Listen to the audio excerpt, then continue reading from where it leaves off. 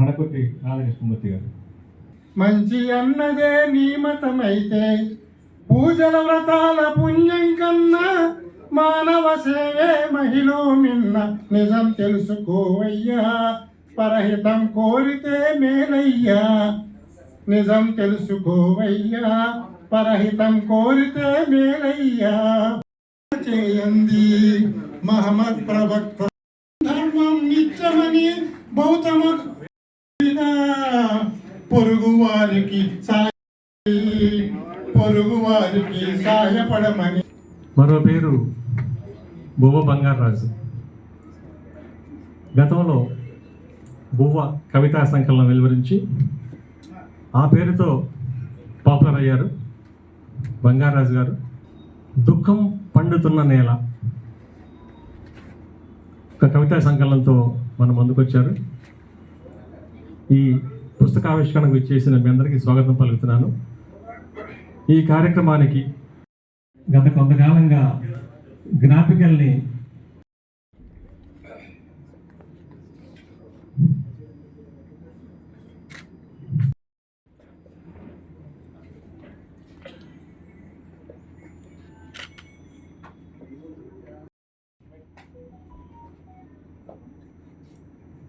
Madam గారు ఒప్పుకోరు కానీ ప్రముఖ కవి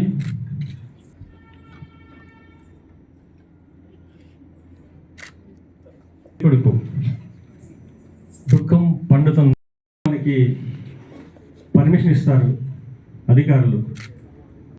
అధ్యక్షుడు కళారత్న విక్కిస్తారని కోరుతూ మధ్య మధ్య నేను వస్తాను.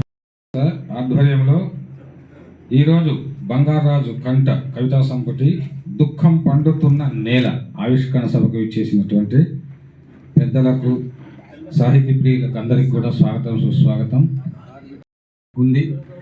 వేదిక మీద ఉన్నటువంటి వారు చాలా ఉద్దండ పండితులు, కవులు, రచయితలు. వేదిక కింద ఉన్నటువంటి వాళ్ళు కూడా మంచి సాహితీ ప్రియులు. కాబట్టి ఆయనకు స్వాగతం తెలియజేస్తూ ఈ పుస్తకాన్ని ఆవిష్కరించవలసిందిగా దుఃఖం పండుతున్న నేల కవితా సంపుటిని బంగారాజు కంట రాసినటువంటి ఈ సంపుటిని ఆవిష్కరించవలసిందిగా కోరుతున్నాను.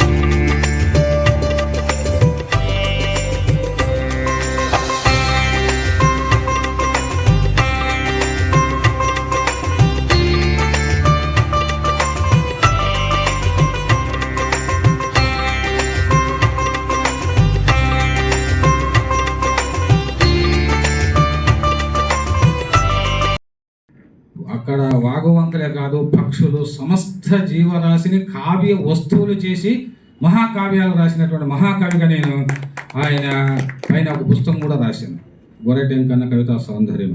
అటువంటి వ్యక్తి ఈరోజు ముఖ్యంగా మన బంగారాజు దుఃఖం పండుతున్న నేల ఈ పుస్తకాన్ని ఆవిష్కరించడానికి ఇక్కడికి రావడం అనేటువంటిది బంగారాజు గారి అదృష్టంగా నేను భావిస్తున్నాను. ఇది ఔచితీవంతమైన సభగా నేను భావిస్తున్నాను. ఎందుకంటే ఆయనే అర్హుడు ఈ పుస్తకాన్ని. ఎందుకంటే ఈ దేశంలో ఉన్నటువంటి దుఃఖం అంతా కూడా పెయిన్ లేకుంటే పోయం రాదు అన్నట్టుగా బంగారాజు ఎంతో పెయిన్తో రాసినటువంటి ఈ యొక్క కవితా సంపుటిని ఆవిష్కరించడానికి మరి గొర్రెటెంకన్న గారే అర్హులు అని చెప్పేసి చాలా ఔచితీవంతంగా మా మిత్రుడు కలిమిశ్రీ నాకు చెప్పారు. ఇట్లా గొర్రెటెంకన్ని తీసుకొని రావాలి సార్ అంటే తప్పకుండా గొర్రెటెంకన్న వస్తాడు. కావచ్చు, వాడినటువంటి భాషను గురించి కావచ్చు, సన్నిహితమైనటువంటి మిత్రుడు, ఐఆర్ఎస్ అధికారిగా ఉండి ఆయన ఉన్నప్పుడే ఒక అద్భుతమైనటువంటి కవిత్వం రాసినటువంటి, మేము లాడ్జుల్లో కూర్చొని ఆయన కవిత్వం గురించి నేను చెప్తే పులకించిపోయేవాడు. అద్భుతమైనటువంటి, అంటే మామూలుగా పోలీస్ అధికారిగా ఉన్నప్పుడు చాలా బిజీ షెడ్యూల్లో ఉన్నప్పటికీ వాళ్ళ ఆత్మ మాత్రము కవిత్వం కోసం తపిస్తూ ఉంటుంది అనమాట. ఏమాత్రం వీలు దొరికినా కవిత్వం రాసేటువంటి గొప్ప కవి లోసాల సుధాకర్. కాబట్టి ఇటువంటి వాళ్ళ మధ్య ఈ రోజు ఈ యొక్క పుస్తకావిష్కరణ సభ జరుగుతూ ఉందంటే ఇది ఒక అద్భుతమైనటువంటి విషయంగా నేను భావిస్తున్నాను.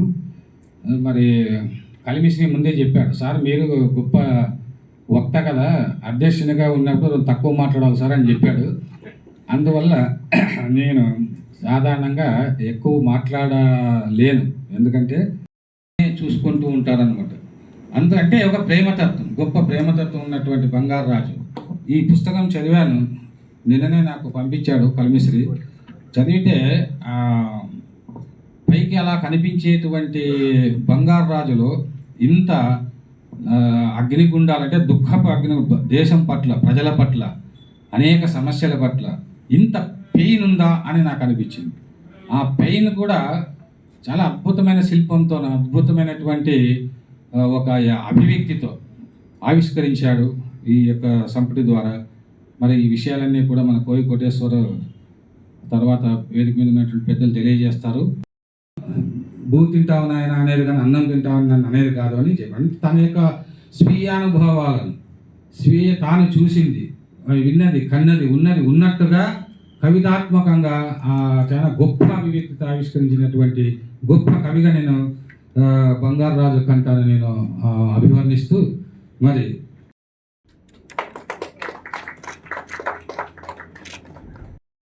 మేము కూడా కవితల పోటీలు, కథల పోటీలు నిర్వహిస్తూ వస్తున్నాము. మా కలిమిశ్రీ గారి ప్రోత్సాహంతో మేము బాల్య మిత్రులం. 1984 నుంచే మేము ఫ్రెండ్స్ అండి. కలిమిశ్రీ గారి గుంటూరులోనే ఉండేవారు అప్పుడు. ఆ 2017లో మా సంస్థ తరఫున జాతీయ స్థాయిలో కవితల పోటీలో ఫస్ట్ ప్రైజ్ తీసుకున్నది బంగారు రాజు గారు. ఆ విషయం మీకు ఒకసారి అలా అప్రఖ్యాతంగా ఆయన ఈరోజు ఈ బుక్ రిలీజ్ చేస్తున్నారు. ఇంకా ముందు రిలీజ్ చేస్తారు. మంచి ప్రతిభ గలవారు, కాకి యూనిఫామ్ ఉన్న మంచి మానవత్వం ఉన్న మనిషి. Thank you.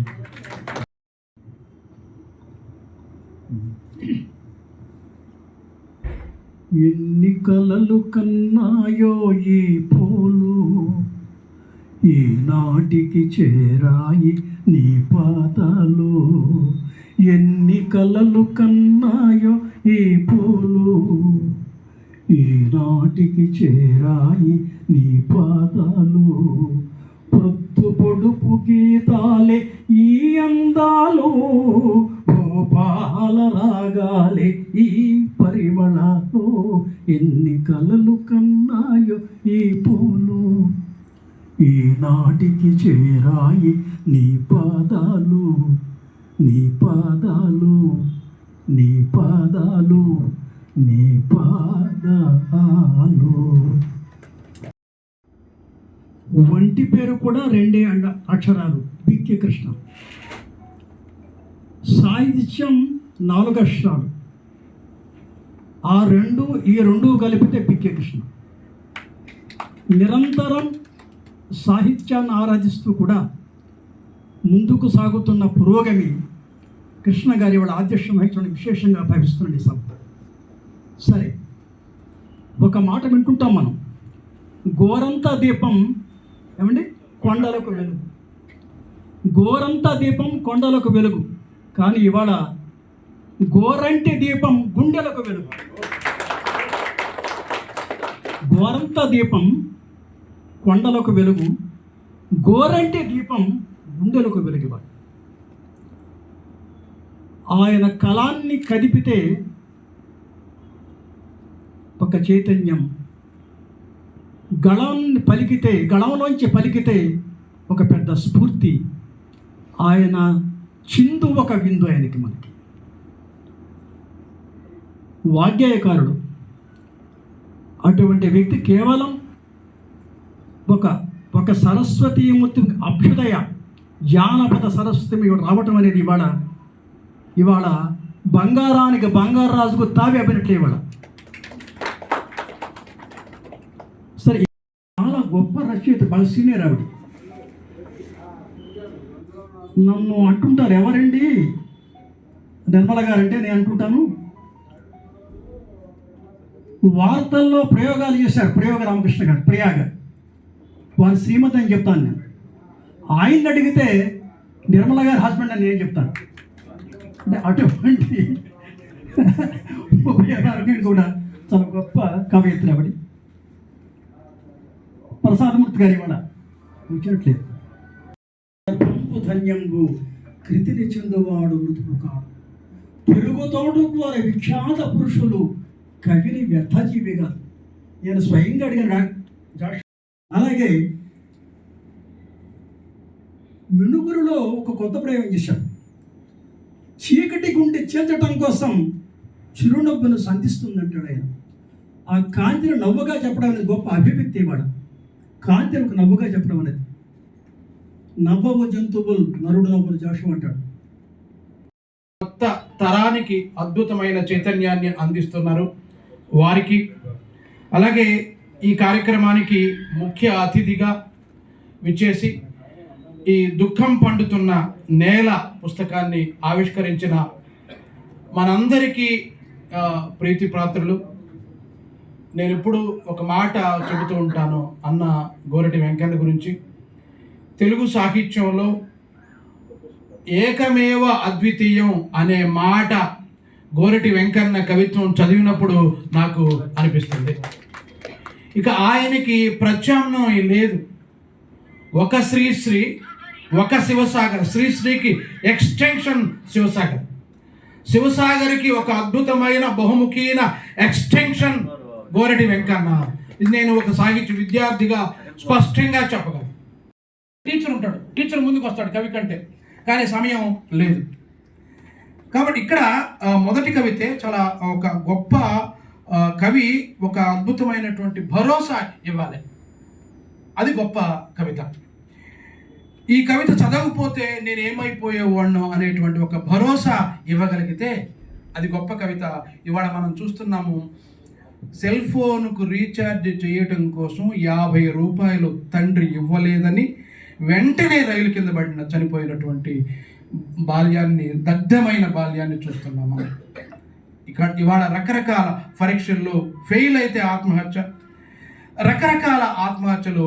వీటిని చూసి బతికి చూడు, ఫస్ట్ బతికి చూడు, నీకెంత తెలుస్తుందో.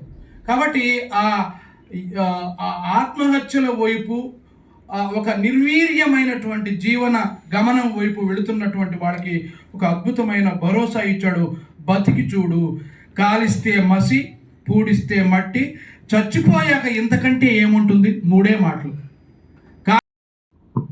సభాధ్యక్షులు, నవ్యాంధ్ర రచయితల సంఘానికి అధ్యక్షులు, కవిత్వానికి ఒక డిక్షన్ని సమకూర్చి కొత్త కవులకు కవిత్వ తీరుతెన్నులు ఎలా ఉంటాయి, రూపురేఖలు ఎలా ఉంటాయి అనే దాన్ని మార్గ నిర్దేశనం చేసినటువంటి మన కాలపు మహాకవి డాక్టర్ బిక్కి కృష్ణ గారికి కళారత్న. ఈ కార్యక్రమంలో ముఖ్య అతిథిగా, పుస్తక ఆవిష్కర్తగా మరి హైదరాబాద్ నుంచి మాతో కలిసి వచ్చినటువంటి మహా వాగ్గేయకారులు. ఆ రోజు మనం ఒకప్పుడు అన్నమాచార్యులు, త్యాగయ్య, శ్యామశాస్త్రి ఇటువంటి మహా వాగ్గేయకారుల గురించి మరి మనం 12-14 శతాబ్దాల్లో విని ఉన్నాం. అటువంటి వాగ్గేయకారులు మనకి ఇక్కడ మన ముందు తిరుగుతుంటే మనం పట్టించుకోం. ఎంత గొప్ప వ్యక్తి ఆయన. పల్లె పదాల గురించి చెప్పాలంటే అది ఒక రోజు సబ్జెక్ట్. మేము విమల సాహిత్య ఆధ్వర్యంలో త్వరలో జరగబోతున్నాం ఒక గొప్ప సభని. బిక్కి కృష్ణ గారు ఒక గోరంటి వెంకన్న గారి కవిత్వం మీద, సౌందర్య ఈస్థెటిక్స్ మీద ఒక బుక్ రాస్తున్నారు. దానికి సంబంధించిన ఒక సభ కూడా మా ఆర్గనైజేషన్ విమల సాహితీ సందర్భంగా పెట్టబోతున్నాం. ఇక మహామహులు ఈ సభలో ఉన్నారు.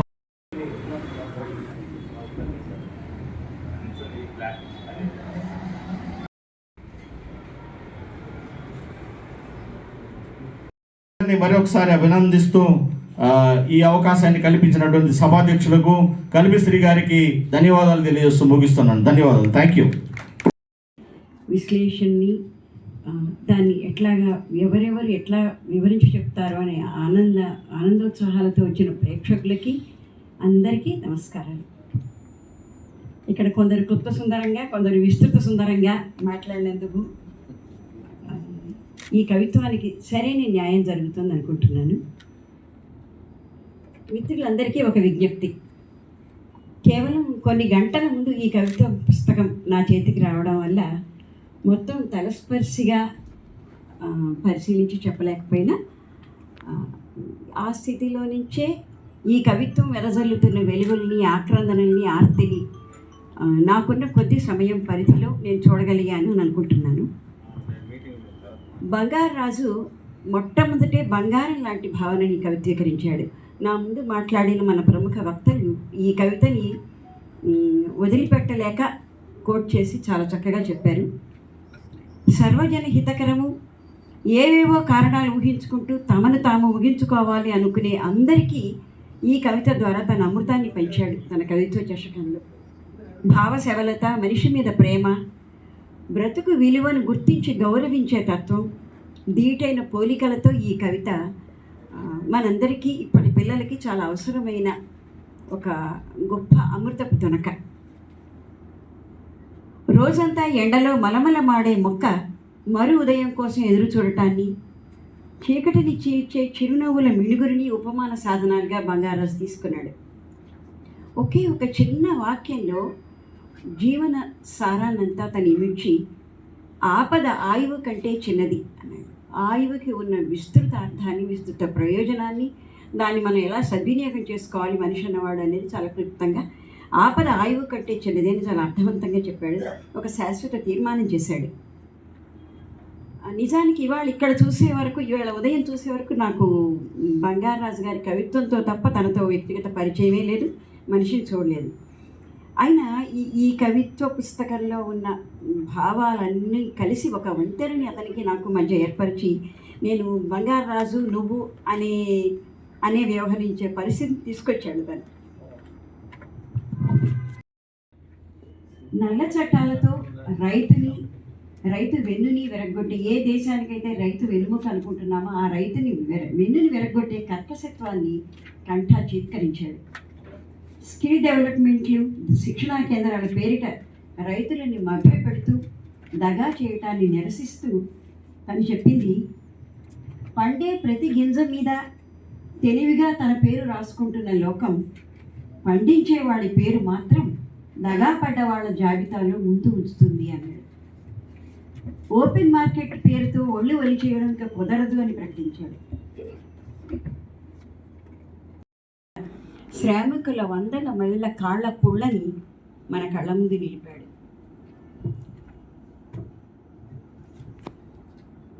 ఊరికి కోతవేటు దూరంలో ప్రాణాలు విడిచిన ఆ వలస కూలీకి ఇప్పుడు ఏం సమాధానం చెప్తాం?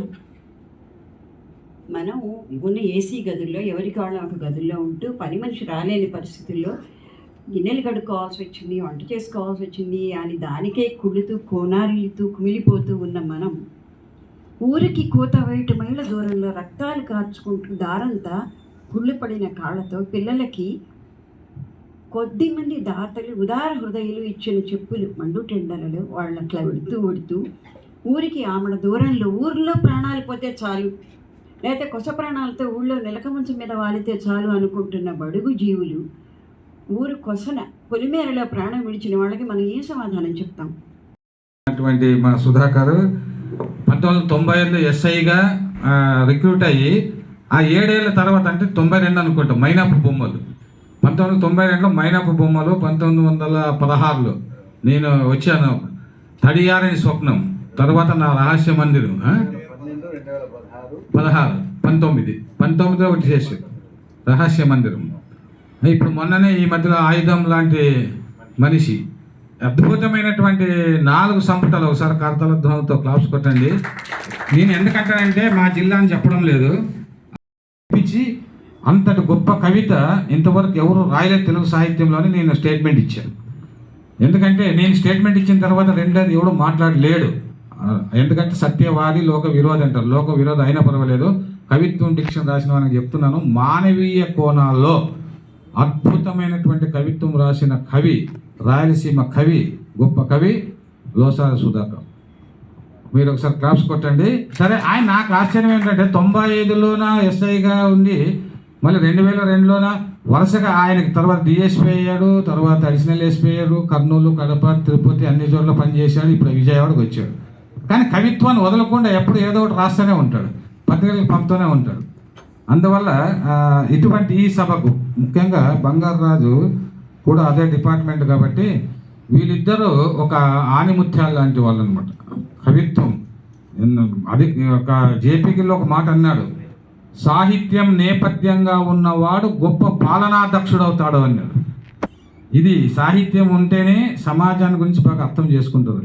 కాబట్టి లోసారి సుధాకర్ ఈరోజు ఈ సభలో ఉండడం అనేటువంటిది చాలా అదృష్టంగా నేను భావిస్తూ, తన యొక్క మిత్రుడి మరి బంగారు రాజు గురించి మాట్లాడవలసిందిగా, ఆయన పుస్తకాన్ని గురించి మరి తన యొక్క అభిప్రాయం, తన ఫీలింగ్స్ చెప్పవలసింది కోరుతున్నాను.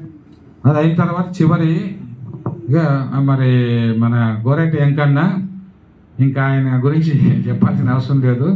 గోరెటి వెంకన్న ఏంటో కవి యొక్క స్పందన, తర్వాత ఒక 10-15 నిమిషాల్లో ముగించేస్తాం. థ్యాంక్ యూ అన్న, థ్యాంక్ యూ. వేదిక మీద ఉన్నటువంటి పెద్దలు గోరెటి వెంకన్న గారికి, అట్లాగే జల్లి విద్యాధర్ గారికి, కోటేశ్వరరావు గారికి, సోదరుడు బికి కృష్ణ గారికి, పెద్దలు రసరాజు గారికి, మేడం ఘంటసాల నిర్మల గారికి, వీరందరికీ సభముఖంగా వాళ్ళకి నా యొక్క నమస్సుమాంజలి. ఈ సమావేశానికి, ఈ కార్యక్రమానికి ఆహ్వానించినటువంటి సోదరుడు బంగారు రాజు కంట గారికి, కలిమిశ్రీ గారికి కూడా నా యొక్క శుభాభినందనలు.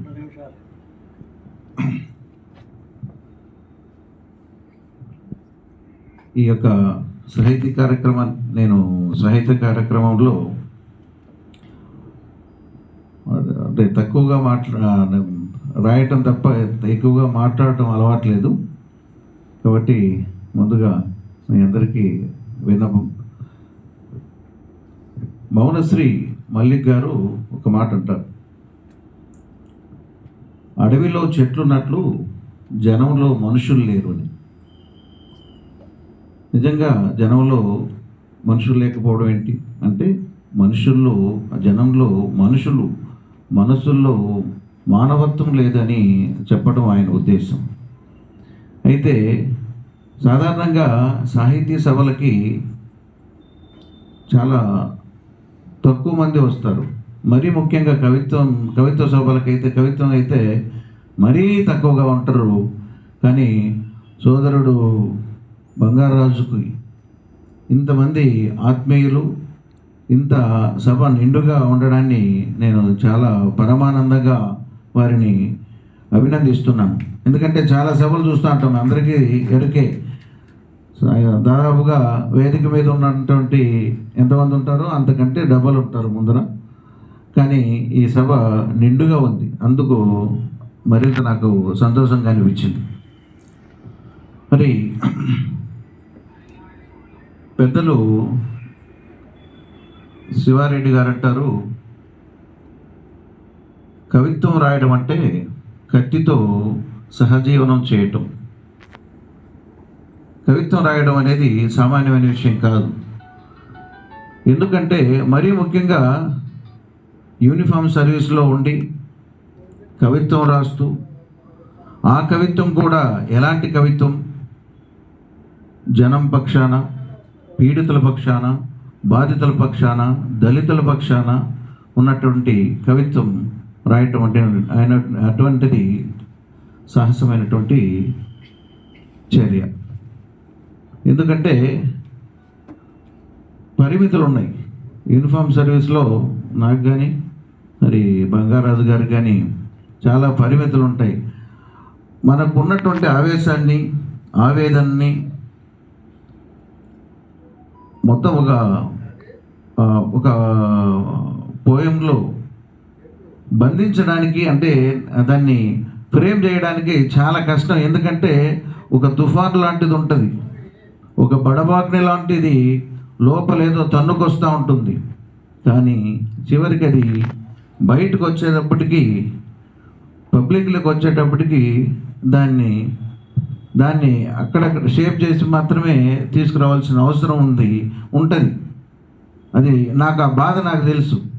నేను అంతకంటే మన రాజవాల చంద్రశేఖర్ రెడ్డి గారు అంటారు, నా పోయిటరీ చదివిన తర్వాత వారు ఏమంటారంటే, లోసారి సుధాకర్ కవిత్వంలో తిరుగుబాటు అనేది అంతర్లయగా ప్రవహిస్తుంటుంది అని.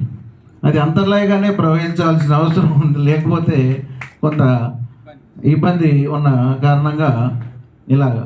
సో మిత్రుడు బంగారాజు కూడా ఆయన కవిత్వాన్ని కూడా నేను దాదాపుగా 6-7 సంవత్సరాలుగా బంగారాజుతో నాకు అనుబంధం ఉంది. ఈ సందర్భంగా అంటే వారి కవిత్వాన్ని కూడా చూస్తూ ఉంటాం. ఆ కవిత్వం కూడా, కవితా వస్తువు కూడా, ఎంచుకున్న వస్తువు ఇలాగే పీడితుల పక్షాన ఉంటుంది. అతి సామాన్యమైనటువంటి విషయాల గురించి కూడా చాలా మహా అద్భుతంగా చెప్పగలిగినటువంటి నేర్పరితనం ఉన్నటువంటి కవి. మరి అటువంటి బంగారాజు భూవతో మొదలై మూలాలను వెతుక్కుంటూ ఈ దుఃఖం పండుతున్న నేల వరకు తన ప్రయాణం సాగిస్తున్న ఈ ప్రయాణంలో మిత్రుడు సాహితీ ముఖ్యంగా ఈ కవిత్వంలో తనకంటూ ఒక ప్రత్యేకతను, తనకంటూ ఒక వ్యక్తిత్వాన్ని ఈ యొక్క కవిత్వంలో పొందుపరుచుకున్నటువంటి ఆయనకు నా మనస్ఫూర్తిగా నా యొక్క హృదయపూర్వకమైనటువంటి అభినందనలు, నా ఆత్మీయ కరస్పర్శను అందిస్తూ, ఇక్కడ కేవలం నేను సాధారణంగా ఇక్కడ కూర్చోవడం కంటే అక్కడ కూర్చోవడానికి ఎక్కువగా ఇష్టపడతాను. కాబట్టి పెద్దలను ఆహ్వానించి నా మిత్రుడు బంగారాజు గురించి 4 మాటలు చెప్పే సందర్భం, వారికి ఆత్మీయ ప్రశంస అందించడానికి అవకాశం కల్పించినటువంటి కలిమిశ్రీ గారికి కానీ పెద్దలందరికీ నా యొక్క హృదయపూర్వక ధన్యవాదాలు తెలుపుతూ సెలవు తీసుకున్నాను. థ్యాంక్ యూ అన్నాడు. ఆమె కవిత్వాన్ని మేము అనుసరిస్తున్నాం. చాలా చిన్న వయసులోనే, చాలా కాలం 30 ఏళ్ళు అయింది అనుకుంటా నిర్మల్ గారిని చూసి అదే మాటలు చెప్పారు. మనిషి గుర్తు రావట్లేదు కానీ నీ అక్షరాలు మాత్రం గుర్తున్నాయన్నారు నిర్మల్ గారికి. అలాగే లోసారి సుధాకర్ గారికి, మా తమ్ముడు కోయి కోటేశ్వరరావు గారికి, జల్ది విద్యాధరరావు గారికి. మొన్న నూజివీడు వెళ్తే మా 14 ఏళ్ళ చిన్న పాపతో ఓ పాటకు డ్యాన్స్ చేపిస్తున్నాడు మా పెద్దోడు. ఓ పుల్ల, ఓ పుడక, ఓ పుచ్చిక, ఓ పిచ్చిక. నాకు ఆశ్చర్యం వేసింది, చిన్నపిల్లకి ఆ పాట ఏంట్రా అని. నాన్న, ఈ వయసు నుంచే సామాజిక అవగాహన, ఆలోచన అవసరం అని చెప్పాడు. అంతటి గొప్ప పాట రాసినటువంటి గోరేటి వెంకన్న గారు. ఇక ఈ సభా ప్రాంగణంలోకి వస్తూనే ఒక ఆయన అడిగారు, ఆయన అనుకుంటారు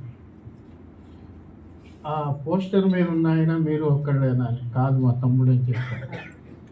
చాలా విషయాల్లో మా ఇద్దరికి చాలామంది అంతే అనుకుంటారు. ఇక ఒక అగ్ని పరీక్ష, గంటల తరబడి మాట్లాడే వాళ్ళకి 1 నిమిషం ఇచ్చి మాట్లాడమంటారు. కానీ నిమిషంలోనే మాట్లాడతాను.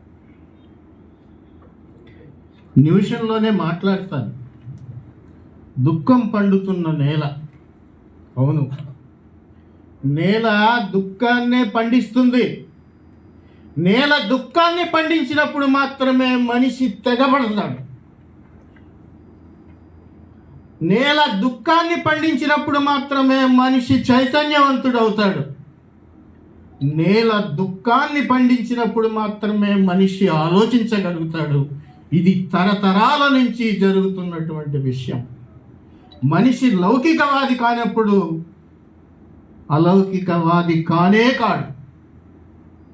నేను చాలా పర్యాయాలు చాలా సభలో చెప్పాను, ఇక అస్తిత్వవాదానికి వీడ్కోలు ఇచ్చేయండి. ఇక అలౌకిక కవిత్వానికి వీడ్కోలు ఇచ్చేయండి, ఇప్పుడు లౌకికవాదాన్ని ఆలోచించండి అని. లౌకికవాదిగా ఆలోచించాడు కాబట్టే బంగారాజు ఇవాళ ఆత్మహత్యల వల్ల జరుగుతున్నటువంటి నష్టాన్ని, మనిషి అవసరం ఈ సమాజానికి ఎంతుందో వివరించే ప్రయత్నాన్ని చేశాడు. చాలా చాలా సముచితంగా చాలా చక్కగా అనిపించింది. నిజంగా బంగారాజు కంట గారు ఒక 15 సంవత్సరాలుగా చాలా సీరియస్గా కవిత్వం రాస్తున్నటువంటి కవి. రోజు రోజుకి పరిణితి సాధిస్తూ చాలా మెచ్యూరిటీ కవిత్వంతో ముందుకు వస్తున్నారు. వారికి ప్రత్యేకంగా శుభాకాంక్షలు తెలియజేస్తున్నాను.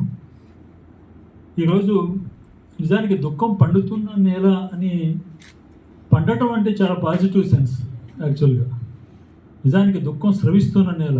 ఈరోజు కవులు రాస్తున్న దానికన్నా కూడా దుఃఖం చాలా ఎక్కువగా ఉంది. కొద్దిమంది కవులతోటి మార్పు వస్తుందంటే కవులకి చాలా పెద్ద పేరుంది, అనధికార శాసనకర్తలు అని చెప్పేసి. కవుల మాట చాలా విలువైనటువంటి మాట. వాళ్ళు ఎంతో శోధించి దుఃఖాన్ని అక్షరాలుగా మంచి రాస్తారు. ఈరోజు చాలా చాలా అవసరం ఉంది. దేశం మొత్తం కూడా, ప్రపంచం మొత్తం కూడా చాలా సంక్షోభంలో ఉన్న కాలం ఇది. ముఖ్యంగా మానవీయ విలువలు. దుఃఖం ఎందుకు పండుతుంది? మనుషుల్లో మానవత్వం. ఇప్పుడు చాలామంది వక్తలు అద్భుతంగా మాట్లాడారు. నిజంగా ఈరోజు ఇది ప్రజలందరికీ చేరాల్సిన సందేశాలు ఇవన్నీ కూడా. కేవలం కొద్దిమంది మనం వింటున్నాం, కానీ ఇదంతా కూడా ప్రజలందరికీ చేరాల్సినటువంటి మాటలు. ముఖ్యంగా మన దేశానికి వచ్చేటప్పటికి ఇందాక కోయి కోటేశ్వరరావు గారు అద్భుతమైన మాట చెప్పారు. మనం రాజ్యాంగాన్ని అమలు చేయడమే దేశభక్తి అని చెప్పేసి. ఈరోజు అటువంటి కంటెక్స్ట్లో, అటువంటి సందర్భంలో ఉన్నాము. అధికారంలో ఉండి కూడా, అధికారులుగా ఉండి కూడా, ముఖ్యంగా పోలీసు వ్యవస్థలో మన మామూలు జనాల కన్నా కూడా పోలీసు అధికారులకి చాలా చాలా సమస్యలు వాళ్ళ దృష్టికి వస్తూ ఉంటాయి. ఒక అమానుషమైన వాతావరణం, మనుషుల్లో మానవత్వం తగ్గిపోతున్న వాతావరణం ఎలా ఉందనేది వాళ్ళకి ఎక్కువ తెలుస్తుంది. పేదలు, బాధలు పడుతున్న వాళ్ళు, ఇబ్బందులు పడుతున్న వాళ్ళు, దౌర్జన్యానికి, దరిద్రానికి నలిగిపోతున్న వాళ్ళందరూ వచ్చేది పోలీసు వ్యవస్థ, వాళ్ళ దగ్గరికి వస్తారు. అలాంటి కీలకమైన స్థానంలో ఉండి వ్యవస్థ, రాజ్యం చేతిలో, రాజ్యం స్థానంలో ఉండి ప్రజల కోణంలో వినిపించడం అనేది కత్తి సాము లాంటిది. నిజంగా వాళ్ళిద్దరూ ప్రత్యేకంగా అభినందించాలి, లోసారి సుధాకర్ గారిని కానీ, బంగారాజు కంట గారిని కానీ. ఎందుకంటే మామూలు కవులు చాలా రాసేస్తారు సులువుగా, వాళ్ళకేమీ ఆంక్షలు ఉండవు. కానీ అధికారులకి చాలా ఆంక్షలు ఉంటాయి, కానీ వాళ్ళ దృష్టికి ఎక్కువ సమస్యలు వస్తాయి. అటువంటి స్థానంలో ఉండి కవిత్వం రాసే సాహసం చేస్తున్న వారికి మరోసారి నేను అభినందనలు తెలియజేస్తూ, చాలా మంచి కార్యక్రమం. నన్ను ఈ అవకాశం నాకు ఇచ్చినందుకు ధన్యవాదాలు తెలియజేస్తూ సార్. ఇది నిజంగా ఒక గొప్ప చారిత్రాత్మకమైన సభ. మనందరం కూడా కంటా బంగారాజు గారికి ఒక్కసారి మన కరతాళ ధ్వనులతో వారికి అభినందనలు తెలియజేద్దాం. ఎందుకంటే 2 తెలుగు రాష్ట్రాలలో పేరెన్నికగన్న మన అభిమాన కవులను, పెద్దలను ఈ వేదిక మీద ఇవాళ చూడగలుగుతున్నాం. మన కంటా బంగారాజు గారి పుణ్యవాణి. అదేవిధంగా మనం తెలుగు సాహిత్య చరిత్రను పరిశీలించినట్లయితే పేరెన్నికగన్న వాదాలన్నిటి కూడా ఇవాళ ఈ వేదిక మీద కూర్చున్నారు. ఒక స్త్రీవాదం, ఒక అభ్యుదయవాదం, ఒక దళితవాదం, ఇటువంటి ఒక గొప్ప చారిత్రాత్మకమైనటువంటి సాహిత్య నేపథ్యం ఉన్న గొప్ప గొప్ప సాహిత్య కృషి చేసినటువంటి వారు, ముఖ్యంగా ఈ సభాధ్యక్షులైనటువంటి బిక్కి కృష్ణ గారు ఇవాళ 2 తెలుగు రాష్ట్రాలలో ఔత్సాహిక కవులను ప్రోత్సహిస్తూ నాలాంటి ఎందరో కవులకు మార్గదర్శకంగా నిలిచినటువంటి మా గురుతుల్యులు బిక్కి కృష్ణ గారు, అదేవిధంగా వేదిక మీద ఉన్నటువంటి పెద్దలు రసరాజు గారు గురుతుల్యులు, ఇవాళ సాహిత్య భీష్మాచార్యులైన, అదేవిధంగా ఒక గొప్ప వాగ్గేయకారులు గోరటి వెంకన్న గారు, స్త్రీవాద కవిత్వానికి తలమానికంగా నిలిచినటువంటి మరి నిర్మల గారు, కోయి కోటేశ్వరరావు గారు, జల్ది విద్యాధర్ గారు, లోసారి సుధాకర్ గారు, వేదికలో ఉన్నటువంటి మిత్రులారా, నేను ఒకే ఒక్క మాట చెప్తాను. ఇవాళ కవిత్వం జీవితం వేరు కాదు, కవిత్వమే ఉద్యమ నేపథ్యంగా నడుస్తున్నటువంటి కాలంలో నా కంఠం తెగిపడ్డా నేను నిజాలనే రాస్తాను, నిజాయితీగా ఉంటాను అని చెప్పగలిగేటువంటి దమ్ము ధైర్యం ఉన్న కవి కంఠా బంగారాజు గారు. ఇవాళ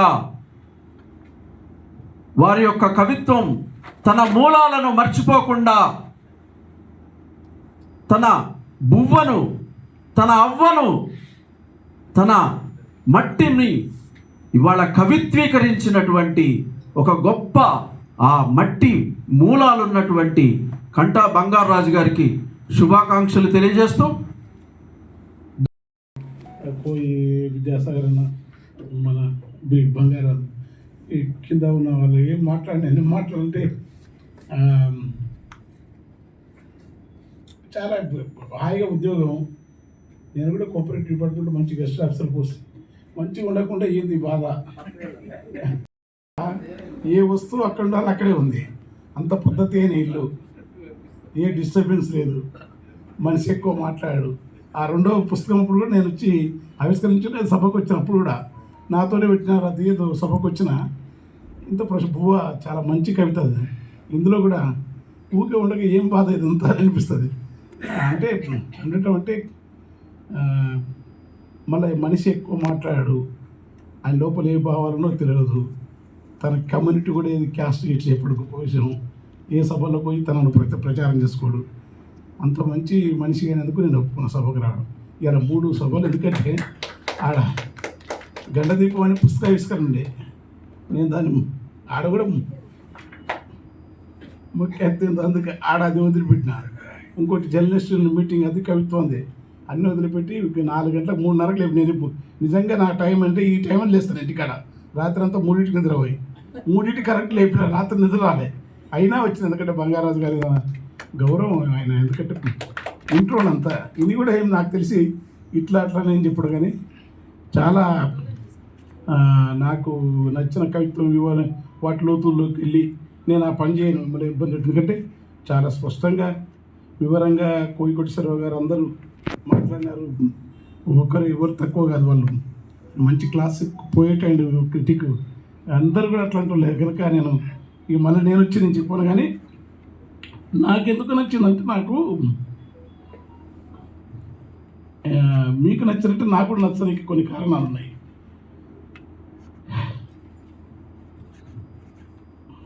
ఒక్క మాట చెప్పి పని చేస్తున్నాను.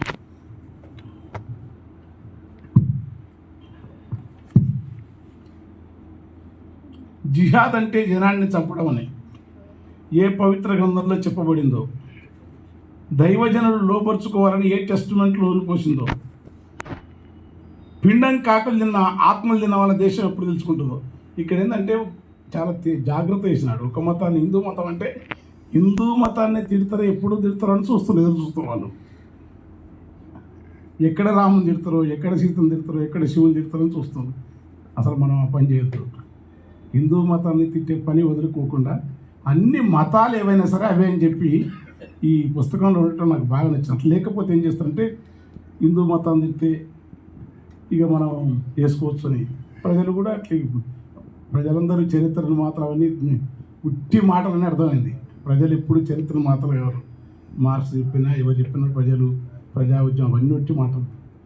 మానవోత్తములైన హృదయం, సరళితమైన హృదయం ఉన్న వాళ్ళు మాత్రమే, తప్పించే వాళ్ళు మాత్రమే ప్రజలెందుకు చరిత్రను మాత్రం అవుతారని అనుకున్నాం. అప్పుడు భూస్వామ్య సమాజాలలో ప్రజలకి ఏంటంటే ఈ మార్కెట్ శక్తులు, మార్కెట్ మాయలు లేని ఒక భూస్వామ్య సమాజంలో తీరిక కొంత కూడా వెసులుబాటు లేనంత యాతనలో మనుషులు ఒక సామూహికంగా వాళ్ళు ఎంట పోయేది కనుక చరిత్రను వాళ్ళు నిర్మించినప్పుడు ఎవరు నిర్మించలేను. నేను మళ్ళీ నాకు తెలియదు కనుక బాల్యాకు, విశిష్ట మనస్తత్వం, మార్క్స్, ఎంగల్స్ వాటిలో కొని, కానీ మానవోత్తముల ఉత్తమ ఎవరైతే జాలి, దయ, కరుణ ఉంటుందో వాళ్ళు మాత్రమే ఈ సమాజాన్ని వాళ్ళ విశిష్ట మనస్తత్వం చేత కొంచెం వేగవంతం చేస్తారు. ఆ చేసే క్రమం వల్ల, చేసే క్రమానికి ఏదైతే ఉందో రచయితలు కూడా హాయిగా ఉండొచ్చు, ఆయన ఉండలేరు, ఉండకూడదు కూడా. ఎవరన్నారు పోలీస్ ఆఫీసర్ ఉద్యోగం అయితే ఏంటంటే ఉద్యోగం అయితే రాయకూడదు అయింది అట్లా వెళ్ళి మన ప్రాథమిక హక్కు అది. జస్టిస్ కృష్ణయ్యర్ గారు justice Chinnappa Reddy, justice Bhagwati, senior justice Chandrachud. అంటే నేను లాయర్లు కాదు, మనం మీరు అనుకోవద్దు. చాలా తీర్పుల్లో కేరళలో కూడా ఒక ఐపీఎస్ ఆఫీసర్ గొప్ప రచనలు చేసినారు. ఇక్కడ తెలుగు నేల మీద ఒక పెద్ద ఐపీఎస్ ఆఫీసర్ ఉండే, ఆయన రచనలో ఏం బోధిస్తాడో, ఏ ధర్మం బోధిస్తాడో మనకు తెలుసు. ఆయనకి లేని పరిమితి మనకెందుకు? మన రచనలో ఏ భావాన్ని అయినా వ్యక్తం చేసే హక్కు మనకుంది. నిర్మాణాలతో ఉండదు, కానీ ఏదైనా సరే, ఏ సంఘమైనా, ఏ డిపార్ట్మెంట్ అయినా, ఎవరైనా సరే అది చేయాలా. ఆ చేసే క్రమంలో ఆయన చాలా అదుపు తప్పలేదు, కానీ చాలా ఆగ్రహం ఉంది అతను. ఆగ్రహం, చాలా జాగ్రత్త ఉంది. కరోనాలో పోలీసులు చేసిన సేవను మెచ్చుకోవడం ఉంది, నిష్పక్షపాతంగా ఉండాలి. కానీ రైతు ఉద్యమం ఉంది. ఇవన్నిటితో పాటు ఈ మేడం చెప్పినట్టు సోషల్ మీడియా ఉంచడు. ఆ సోషల్ మీడియా పద్యం నాకు పిచ్చిగా నచ్చేసింది. అబ్బాయి వాడు ఎంత నెత్తిన బతకనియరం మళ్ళా ఫేస్ ఎప్పుడు ఎందుకు చేస్తారో, ఎవరు చేస్తారో ఫ్రెండ్ రిక్వెస్ట్ లిస్ట్ కాదు, కానీ నేనైతే నా సెల్లు 24 గంటలు ఆపుతావు పోయికి తెలుసు. మళ్ళీ నా ఫోన్ ఇది లేకుండా నేను చేసిన పని వల్ల కోయికోటేశ్వర ఇల్లు అదృష్టవశాత్తు నా ఇంటికి కొంత 3 ఇళ్ళ తర్వాత 4 ఇళ్ళ తర్వాత ఉంది. నేను ఫోన్ ఎత్తపోతే దాకా హ్యాండ్ చేస్తాను. ఆ ఫేస్బుక్ దీంట్లో చూసినావా, అందులో పెట్టినా వచ్చిందా, వాట్సాప్ వచ్చిందా లింక్. ఫేస్బుక్ కూడా వద్దనుకుంటే నరక యాతన ఉంది. ఈ నరక యాతన పోనీకి చాలా మంచిగా చెప్పినాడు. ఇక దీన్ని అంతా సవ్యంగా ఉండడం కాదు, టైం బేడవడానికని ఏదంటే టైం వేస్ట్ అంటారు. కవి వాడే ప్రయోగాలు ఒక అర్థం, సత్యం బహుళ సత్యాలని మీరు ఎట్లయితే అంటారో, కవి భాషా ప్రయోగం కూడా వాళ్ళ ఇష్టం, అస్వేచ్ఛ ఉంటుంది. కవి నిరంకుశనే కాదు, విమర్శకులకు సంబంధించి మీరు పెద్దవాళ్ళు కనుక విమర్శకులు అంటే ప్రతిదాన్ని డిక్టేట్ చేస్తారు. ఏ కుంతకుడు వక్రోక్తి, ఆనందవర్ధన్ ధ్వని, చేమంద్రుని కళ, ఒరే రొమ్ములంటే ఉరికేసినామని నా బిడ్డకి రైకంటే అట్లా భాష కవులను అట్లా పెట్టొద్దు. ఎవరు డిక్టేట్ చేయొద్దు. వాళ్ళు రాసిన ఇష్టం అంటే చదువు, లేకుంటే చదవకు. కవులను భాష, ఛందస్సు, పద్ధతి వాటితోని ఎక్కడ పైగా ఏదైనా ఉంటే అంత మంచి కవి. చాలా ఆగ్రహం ఉంది.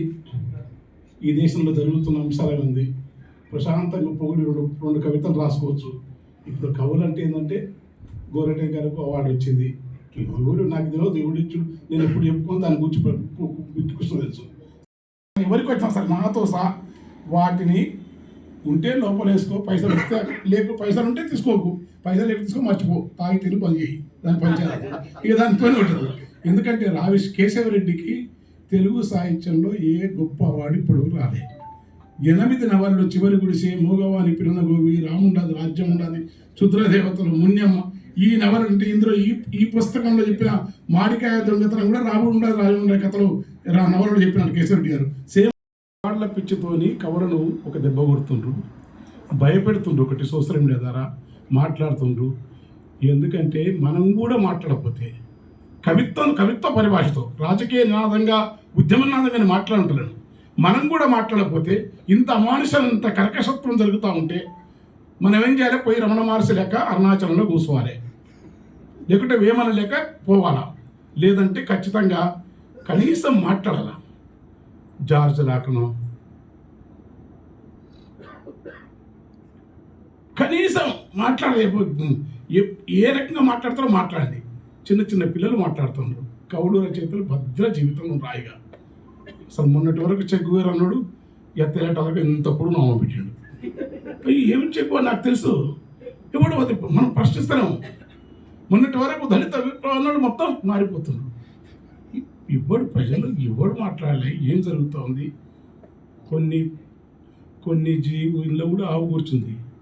నాకు పెద్ద గోశాల ఉంది, నన్ను ఎవడు అనలేదు. ఎందుకంటే నేనే సొంతం నా ఆవులు, మా నాయన మాకు 30 ఆవులు ఉండేది. నా పిచ్చి నా నౌకరు వచ్చిన పైసలు నేను ఎమ్మెల్సీ 20 నుంచి ఆవులు ఉంటాయి. నాకు అందరూ అమ్మమంటారు, అమ్మితే కోస్తారని భయపెట్టి దాచుకుంటా. అది నాకు ఎవరు హిందుత్వ ధర్మం చెప్పలే. అవి నాతో మనుషుల కంటే ఎక్కువ కనెక్షన్ ఉంటాయి.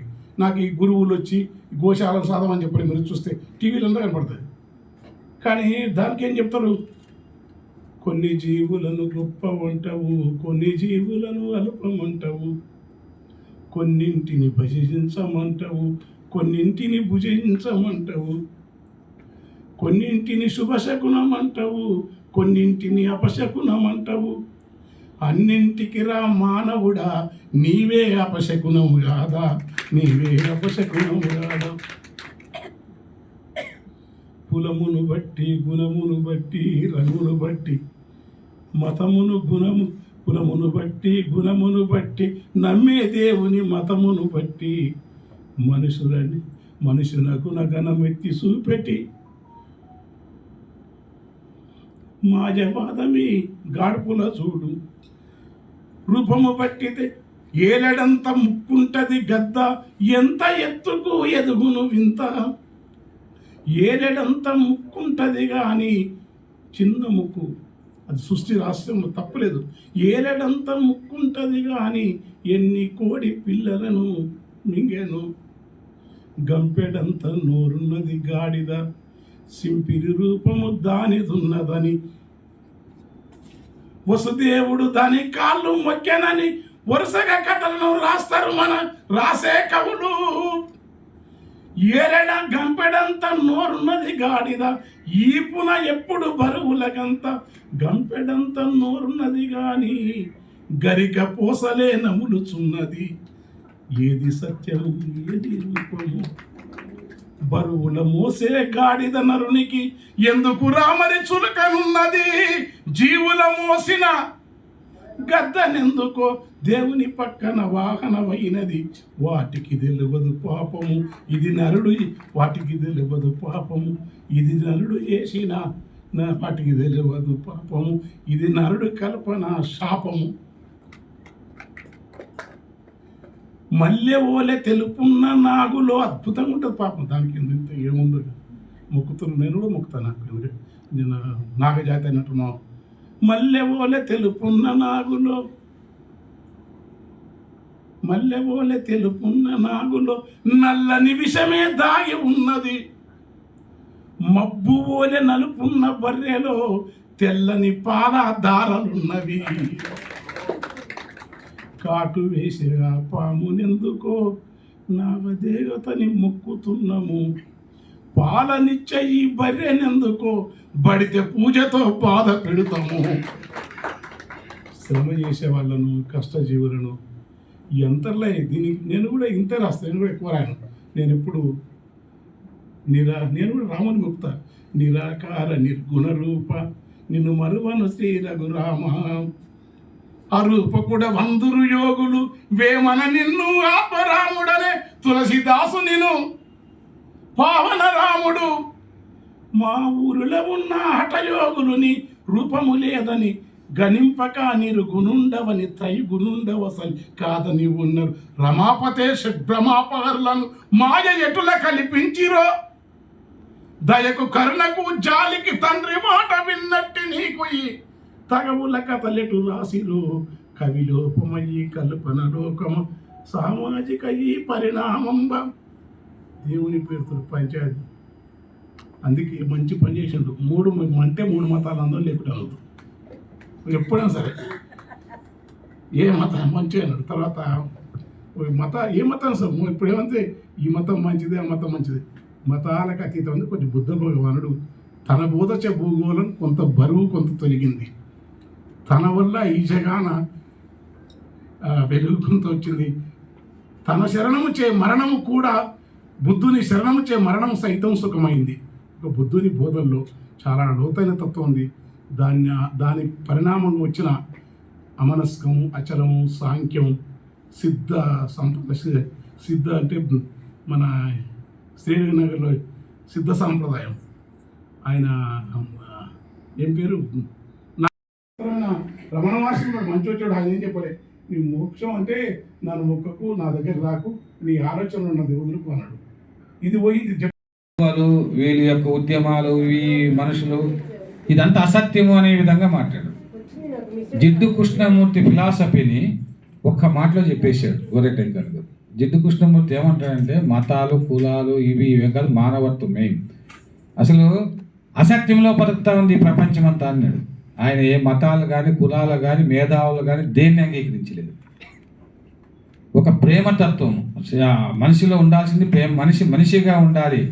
ఆ మనిషిగా లేరు కాబట్టి మరి బంగారు రాజు లాంటి వాళ్ళు తప్పిస్తున్నారు. కవులు కళాకారులు అంతా మానవత్వానికి, మానవీయ తత్వానికి, మన కవిత్వాన్ని ఒక ఆయుధంగా అందించాలని చెప్పేసి ఆయన రాశాడు అని చెప్పేసి గోరటి వెంకన్న గారు చెప్పడం అనేది చాలా గొప్పది. అదే మాటని ఇక్కడ అంటే నాకు ఆశ్చర్యం వేసింది ఏంటంటే, బాలకాండలు సుందరకాండలు ముగిసిపోయాయి, దేశంలో ఇప్పుడు గురివింద కాండ నడుస్తుంది అంటాడు. ఎంత గొప్ప ఎక్స్ప్రెషన్, ఎంత గొప్పగా చెప్పాడు. గురివింద కాండ అంటే మీకు అర్థమైంది. గురివింద ఎట్లా ఉంటుంది, పైకి ఎరుపుగా ఉంటుంది, లోపల నలుపుగా ఉంటుంది. కాబట్టి అంతేకాకుండా ఇంకొక స్టేజ్లో ఏమంటాడంటే, దేవుడుగా చలామణి అవుతూ దేవుణ్ణి నేను కాదు ఇంకొకరున్నారనటం, నేనే దేవుడిని, సమస్త జీవ జలాలు నాలో నిక్షిప్తమయ్యున్నాయన్న నిజానిజాలు నేతి బీరలో నెయ్యి లాంటిదే.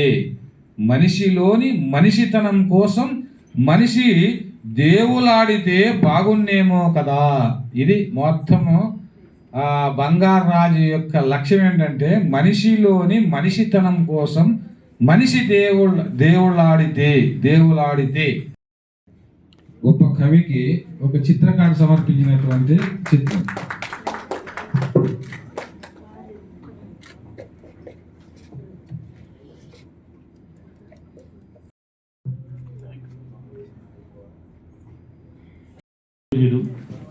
మీ అందరి కవిత్వాలు, మీ అందరి వ్యాసాలు చదువుకుని పెరిగిన వాళ్ళం.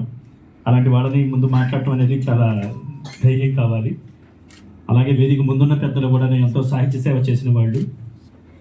మిత్రుడు బంగారరాజు గురించి చెప్పాలంటే, బంగారరాజు కంఠ కరంట అని అనిపిస్తుంది. మీరు గనక ఆ పుస్తకం కనుక చదివినట్లయితే ఆ శీర్షికలో మీకు దుఃఖం అనే పదం వినంగానే దుఃఖం అనే పదాన్ని సామాజికంగా అన్వయించి చెప్పిన బుద్ధుడు గుర్తుకొస్తాడు. దుఃఖం గురించి చాలా పరిశోధన చేసి అది ఎలా ఉంటుంది, దాని రూపాలు, దాన్ని ఎలా నిర్మూలించాలో చెప్తారు. దాన్ని సామాన్య భాషలో అందరికీ అర్థమయ్యే రీతిలో ఈ కవిత చదువుతుంటే ఇది ఎప్పుడో నేను స్పృశించానే అనేటట్టుగా దాదాపుగా ప్రతి కవితలోనూ కూడా అలాంటి స్ఫురణ మనకు గుర్తు చేస్తారు. ఇవన్నీ తను చెప్పడం, తను మాట్లాడడం. కానీ ఆ కరెంటును మనం చూడలేం. కానీ ఆ కరెంటు యొక్క ఫలితాలను అనుభవించాలంటే ఒక కరెంటు తీగ కావాలి. మరి ఇక్కడ సాహిత్య సభ కాబట్టి ఆ తీగ మల్లె తీగ అయింది, కరెంటు తీగ బదులుగా. సో ఆ మేలిమి కవితలు అందించడానికి మన కలిమిశ్రీ గారు దాన్ని తీసుకుని బాధ్యత తీసుకుని ఈ వేదికలు ఇలా చేయటం, మాట్లాడకుండానే ఒక అభ్యుదయాన్ని పండించడానికి దాదాపుగా 45 కవితల్ని విత్తాడు ఈ రోజున. సో మీ అందరి మనోమస్తిష్కాల్లో ఆయన ఆశించింది పండుతుందని ఆశిస్తూ, మిత్రుడు మరిన్ని కవితలు రాయాలని కోరుకుంటూ, సభకు వచ్చిన అందరికీ కూడా ధన్యవాదాలు తెలియజేస్తూ ఈ అవకాశం ఇచ్చినందుకు సభకి నమస్కరిస్తున్నాను. Thank you. ఈ సభకు ఇచ్చేసినటువంటి అందరికీ కూడా నా నమస్కారాలు, అలాగే ధన్యవాదాలు తెలియజేస్తున్నాను. వేదిక మీద ఉన్న పెద్దలందరినీ పేరు పేరున తలుచుకోవడానికి ఇప్పుడు సమయాతీతమైంది కాబట్టి నేను చాలా మంచి ప్రసంగికుడిని మీ అందరికీ చాలామంది తెలిసి ఉంటుంది. ఎందుకంటే మా గురుగారి అభిభాషణ ప్రకారం తక్కువ మాట్లాడితే మంచి ప్రసంగికులు ఉందా లెక్క కాబట్టి నేను తక్కువగానే ప్రసంగిస్తాను. అయితే దుఃఖం పండుతున్న నేల అని చెప్పాను కాబట్టి దీని ఆంతర్యం ఏంటంటే, ఈ దేశంలో ఈ నేల మీద సంతోషం పండాలని ఒక ఆకాంక్ష ఉందని ప్రతి ఒక్కరు గుర్తించాలి. దాని ప్రధాన ఇతివృత్తంగానే ఈ కవిత్వం రాయడం జరిగింది. నేను ఏ వాదానికి, ఏ సిద్ధాంతానికి, ఏ రాద్ధాంతానికి కూడా నేను బాధ్యుడిని కాదు, దానికి నేను అనుచరుని కూడా కాదు. మనిషి బాధితుడి ప్రకారమే నేను కవిత్వం రాస్తున్నాను. ఎందుకంటే నేను కూడా బాధితుడిని. నేను ఏదో పుడతా నేను పోలీస్ ఆఫీసర్ని కాదు. నేనేమి విశ్వవిద్యాలయాల్లోనూ ఎంఏ ఫిలాసఫీలు తర్వాత డాక్టరేట్లు చేసిన వ్యక్తిని కాదు. ఓన్లీ కేవలం బీకామ్ స్టూడెంట్ మాత్రమే. కాబట్టి నాకు నా జీవితం నేపథ్యమే నన్ను కవిత్వం వైపు మళ్లించిందేమని నేను నమ్ముతాను. దానికి ఒక ప్రధాన కారకుడు కూడా ఇక్కడ ఉన్నాడు. వాడి పేరు శ్రీధర్ రాజు. ఈ నాకు హై స్కూల్ నుంచి నా మిత్రుడు ఇప్పుడు కలిసే ఉంటున్నాం. కానీ ఏ ఒక్కరోజు కూడా అతన్ని శ్రీధర్ అని ఇప్పుడు పిలవలేదు. ఇప్పుడు ఏరా అంతే, వాడి పేరే ఏరా. కాబట్టి నేను సాధించింది ఏది ఉందంటే అది నా ఒక్కడిది కాదు, నా వెనకాల బోలిన శక్తులు ఉంటాయి. ఇందులో నా మాటగా చాలా రాసి అనుకుంటా. ఈ పుస్తకం రావడానికి యొక్క నేపథ్యం ఏంటి, దీనికి ఎవరెవరు బాధ్యులు ఏంటనేది కూడా నేను తెలియజేశాను. మళ్ళీ దీనివల్ల ఇక్కడ విశ్వసించడం అనేది అంత కరెక్ట్ కాదు. ప్రతి ఒక్కరు ఈ కార్యక్రమానికి ఇచ్చేసినటువంటి చాలా దూరాభావం నుంచి వచ్చారు పెద్దలు, మన అన్నగారు గోరేటి వెంకన్న గారికి, అదేవిధంగా మా గురుతుల్యులు రసరాజు గారు లేకపోతే నా సాహిత్య ప్రస్థానం లేదు, ఇలా నడుస్తానంటే ఆయన ఒక దీపస్తంభం లాంటిది. అటువంటిది అలాగే బిక్కి కృష్ణ గారు నాకు ఉన్న అనుబంధం ఇక్కడ అందరికీ తెలుసు. దాని గురించి ప్రత్యేకంగా ఇక్కడ చెప్పుకోవాల్సింది ఏం లేదు. ఎందుకంటే కవి అనేవాడు ఇప్పుడు ఈ తెలుగు సాహిత్యంలో బంగారాజు అనే కవి ఒకటి నిలబడి ఉన్నాడంటే దానికి కారకులు బిక్కి కృష్ణ గారు. దాని వెనకాల నన్ను నిలబెట్టిన పందిరి ఏదైనా ఉందంటే అది మల్లె పందిరి, తీగ కాదు మల్లె పందిరి అది. కాబట్టి ప్రతి ఒక్కరికి కూడా నా కృతజ్ఞతలు తెలియజేస్తాను. ఇంతకుముందు చాలా చెప్పాలనిపిస్తుంది కానీ మరి గొప్ప ప్రసంగికి అనిపించుకోవాలి కాబట్టి ఇంతటితో ముగిస్తున్నాను. థ్యాంక్స్, ధన్యవాదాలు. వేదిక ఇక్కడ ఈ వేదిక మీద ఉన్న పెద్దల కంటే ముందుగా వేదిక ముందున్న మీ అందరికీ నా ధన్యవాదాలు తెలియజేస్తాను. ఎందుకంటే వీళ్ళు ప్రసంగిస్తారు, నేను నిర్వహిస్తాను కాబట్టి నిర్వహణ వెనకాల ఉన్న వాళ్ళంతా మీరే. ముందు మిమ్మల్ని నేను కాపాడుకోవాలి కదా, మళ్ళీ రేపు సభకు రావద్దు. వీళ్ళు ఇంకో సభ రాబోయే పర్లేదు, ఇంకోళ్ళు వస్తారు, కానీ మీరు రెగ్యులర్ కదా. కాబట్టి మీరు నిర్వహణగా నా బాధ. అందుకే ఇప్పుడు ఇంకో నిమిషాలు అయితే లైటింగ్ కూడా తీసేస్తారు. నిర్వహణ వెనక ఉన్న బాధలన్నీ నాది.